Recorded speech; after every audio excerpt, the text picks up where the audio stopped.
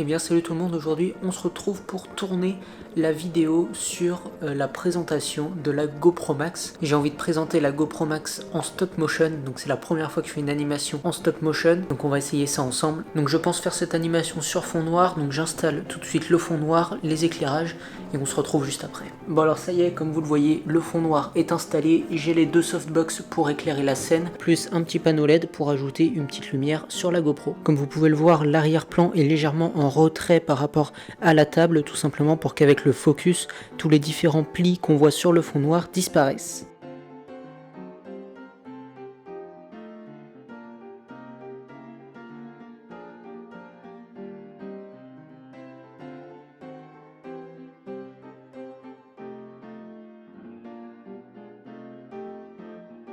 Bon alors ça y est, le tournage du stop motion est terminé, on va maintenant passer sur l'ordinateur pour assembler toutes les images. Je suis pas vraiment sûr du rendu, j'ai peur que ça soit un peu saccadé. On va voir ça tout de suite. Bon alors comme vous l'avez vu, l'animation est en effet un peu saccadée, mais bon ce n'est pas bien grave, on va essayer d'améliorer ça plus tard.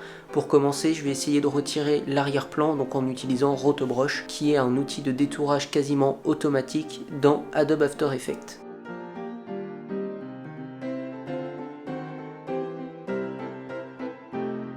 Bon alors finalement le résultat avec Rotobrush ne me plaît pas vraiment, donc je vais essayer de le faire à la main directement dans Premiere Pro en faisant des masques animés image par image.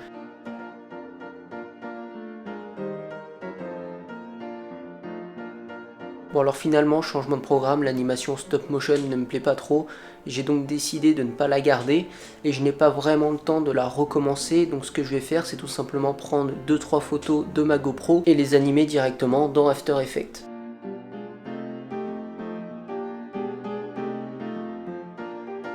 Et après une petite heure de montage sur After Effects, ça y est, mon animation est terminée.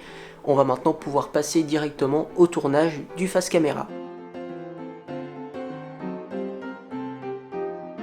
Bon alors ça y est, je viens de finir d'enregistrer la partie face caméra où je parle tout simplement de la GoPro Max, où je la présente, où je présente toutes ses options et tous ses menus. Et il y a un moment où je parle tout simplement des différents menus qu'il y a dans cette GoPro.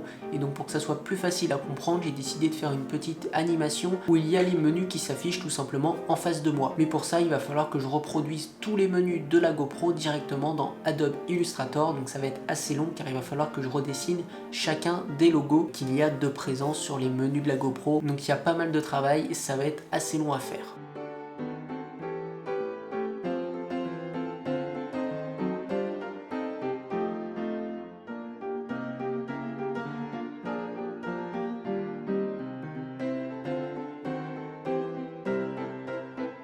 Bon et bien ça y est, tous les éléments d'illustration sont terminés, on va enfin pouvoir passer au montage. Donc je vais commencer par dérocher toutes les séquences vidéo, donc c'est-à-dire récupérer seulement les parties qui m'intéressent, et après on pourra ajouter toutes les illustrations qu'on a fait précédemment et les animer dans After Effects. Bon et bien je rencontre un premier problème, tout simplement car j'ai filmé le début de la vidéo, donc GoPro Max, avec la GoPro en format 360 degrés. Donc pour pouvoir les importer dans Premiere Pro, je vais être obligé de les convertir dans un format compatible. Donc pour ça j'utilise tout simplement le logiciel GoPro Player, donc qui est fourni par GoPro pour justement convertir ces rushs. Et le problème c'est qu'une fois convertis, ils prennent énormément de place et au total j'en ai pour plus de 70 Go de vidéos. Ce qui en réalité n'est pas vraiment un problème car j'ai largement assez de place pour les exporter. Mais le problème c'est que ce logiciel ne veut pas exporter ailleurs que sur le disque dur Windows, même si l'on change le dossier de sortie. Et malheureusement le disque dur Windows n'a pas du tout assez de place pour accueillir la vidéo. Donc du coup ce que je vais essayer de faire c'est dérusher directement sur le logiciel GoPro pour exporter seulement les parties qui m'intéressent.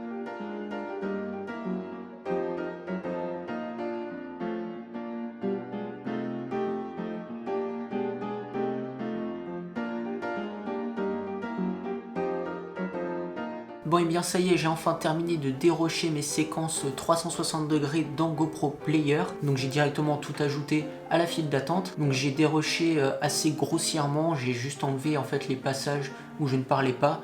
Mais c'est assez compliqué à dérocher sur ce logiciel, tout simplement car on ne peut pas avancer image par image.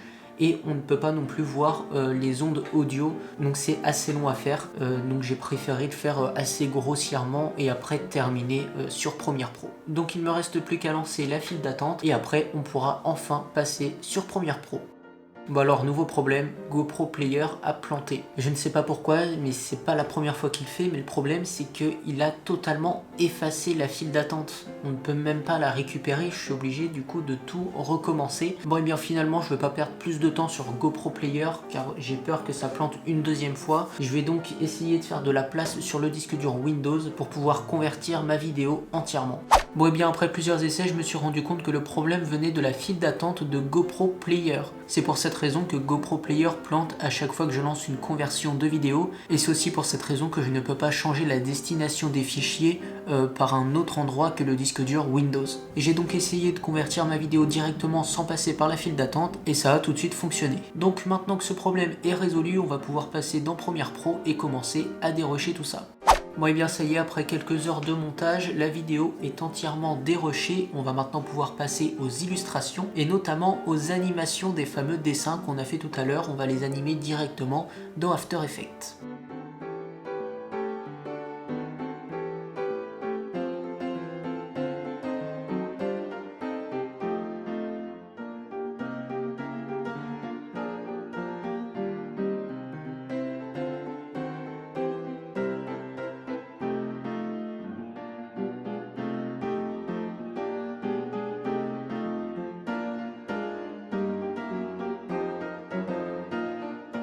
Pour ajouter quelques éléments d'illustration, j'ai décidé de récupérer deux photos que j'avais prises donc pour le stop motion mais que finalement nous n'avons pas utilisé. Sur la première, j'ai simplement rajouté un petit rond rouge qui clignote afin de montrer où se situe la LED qui s'allume lorsque la GoPro enregistre. Et sur l'autre photo, j'ai tout simplement remplacé l'écran de la GoPro par la vidéo et j'y ai superposé les éléments du menu afin de faire plus réaliste. Donc voilà, notre vidéo est quasiment terminée, il ne nous reste plus qu'à ajouter la musique, quelques petits éléments audio afin d'effectuer certaines transitions et on pourra l'exporter.